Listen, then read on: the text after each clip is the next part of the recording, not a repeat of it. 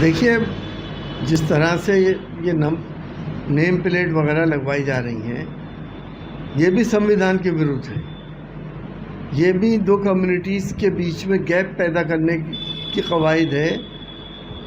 तो संविधान का तो खैर परवाह है ही नहीं इस पार्टी को, वो तो कर ही रहे, लेकिन कम से कम वो सौहार्द बाकी रखिए ताकि आगे आने वाली नस्लें इस देश में सुकून से रह सकें। उनका सुकून क्यों बर्बाद कर रहे हैं?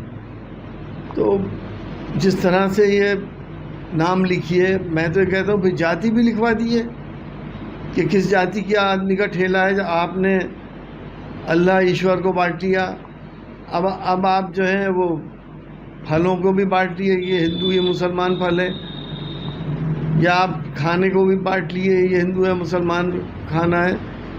कांवड़ लेके जो लोग जाते हैं, हम सब उनका सम्मान करते हैं, लेकिन हमें यह भी मालूम है कि इस महीने के अलावा वो मांसाहारी इस्तेमाल करते हैं। बहुत से लोग उसमें ऐसे हैं, मैं समझता हूँ 50% से ज़्यादा लोग मांसाहारी खाते हैं, प्याज भी खाते हैं, लहसुन भी खाते हैं। इस महीने में वो इसकी एहतियात करते हैं, तो एहतियात होनी चाहिए, लेकिन उसमें एक कम्युनल एंगल नहीं देखना चाहिए। सर, कपिल सिब्बल हैं राज्यसभा सांसद जो दिल्ली के हैं, वो कह रहे हैं कि प्रधानमंत्री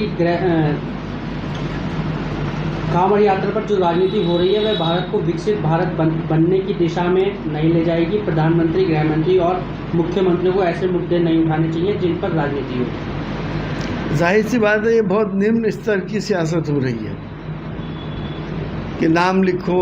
अब उस नाम लिखने के बाद उन गरीब ठेले वालों का या तो होटल वालों को हो सकता है उनके कारोबार में भी कमी आ जाए, और साथ साथ जो एक आपका प्रोग्राम चल रहा है कि मुसलमानों का बाइकाट करने का, वो बाइकाट भी इसमें होने लगे, तो ये चीज़ देश को तो नुकसान पहुंचाएगी। हालांकि ये कोशिश कर रहे हैं, हो नहीं सकता। हिंदू मुसलमान एक दूसरे के यहाँ खाते पीते हैं, साथ रहते हैं, उठते बैठते हैं, इन्हें एक दूसरे से कोई अलग कर नहीं सकता, लेकिन ये सियासत बड़ी गंदी सियासत हो रही है। अब आपने फलों को भी बांट दिया कि साहब ये आम मुसलमान बेच रहा है और अनार हिंदू बेच रहा है, तो आखिर आप चाह क्या रहे हैं? ये तो हमारे यहाँ के सब बुद्धिजीवियों को सोचना चाहिए कि हमारी इस तहजीब को क्या बर्बाद कर सकते हैं ये लोग।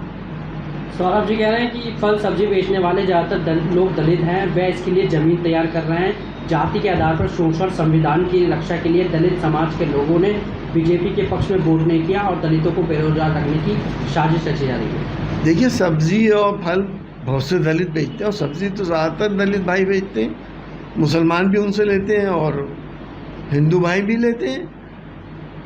अब इसमें भी आपने फ़र्क कर दिया कि सब्ज़ी ये हिंदू ये मुसलमान हो गई। मुसलमान बेचेगा तो शायद ये लोग तो मुसलमान से ख़रीदेंगे ही नहीं।